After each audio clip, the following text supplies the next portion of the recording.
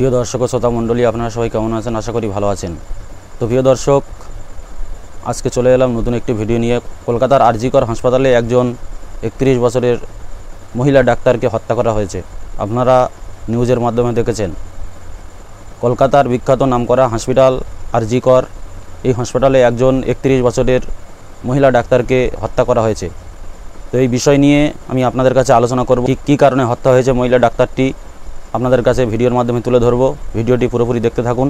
চলুন শুরু করা যাক। আর.জি. কর হাসপাতালের তরুণী চিকিৎসকের ময়নাতদন্তের প্রাথমিক রিপোর্টে উঠে এলো বিস্ফোরক তথ্য। জানা গিয়েছে ধর্ষণ করে হত্যা করা হয়েছে ওই তরুণীকে, এমনটাই ইঙ্গিত মিলেছে রিপোর্টে। রাত 3টে থেকে সকাল 6টার মধ্যে ঘটনাটি ঘটেছে। তরুণী চিকিৎসকের গলায় একটি হাড় ভাঙা, তাই প্রাথমিক অনুমান গলা টিপে শ্বাসরোধ করে হত্যা করা হয়েছে ওই তরুণীকে। শরীরের মোট 10 জায়গায় ক্ষত পাওয়া গিয়েছে। যৌনাঙ্গেও রক্ত পাওয়া গিয়েছে বলে সূত্রের খবর। অর্ধনগ্ন অবস্থায় উদ্ধার হয়েছিল ওই তরুণীর দেহ। চারতলার ওই সেমিনার হলের কাছে কোনো নিরাপত্তারক্ষীও ছিল না বলে জানা গিয়েছে। এদিন সকালে মৃতের পরিবারের তরফ থেকেও ধর্ষণ করে হত্যার অভিযোগ তোলা হয়েছে।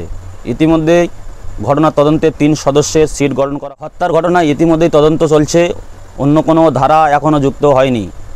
হোমিসাইড দপ্তরের অফিসাররা রয়েছেন। শুক্রবার সকালে ওই চিকিৎসকের মৃতদেহ হাসপাতালে এমার্জেন্সি বিভাগের 4তলায় সেমিনার হল থেকে উদ্ধার করা হয়। চিকিৎসকের পরিবারের তরফে জানানো হয়েছে, বৃহস্পতিবার রাতে শেষ ফোনে কথা হয়েছিল তাদের মেয়ের সঙ্গে। চিকিৎসকের মায়ের দাবি, তার মেয়েকে হত্যা করা হয়েছে। পরিবারের দাবি, তাদের মেয়ের শরীরে কোনো কাপড় ছিল না, শরীরে একাধিক দাগ ছিল। ঘটনায় আর.জি. করে পৌঁছেছেন রাজ্যের স্বাস্থ্য সচিব।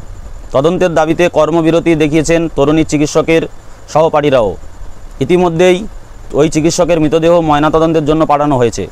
অন্যদিকে চিকিৎসকের মৃত্যুতে এদিন পরিস্থিতি উত্তাল হয়ে উঠেছিল আর.জি. কর মেডিকেল কলেজে। ঘটনাস্থলে গিয়েছিলেন কলকাতা পুলিশের সিপি বিনীত গোয়েলও।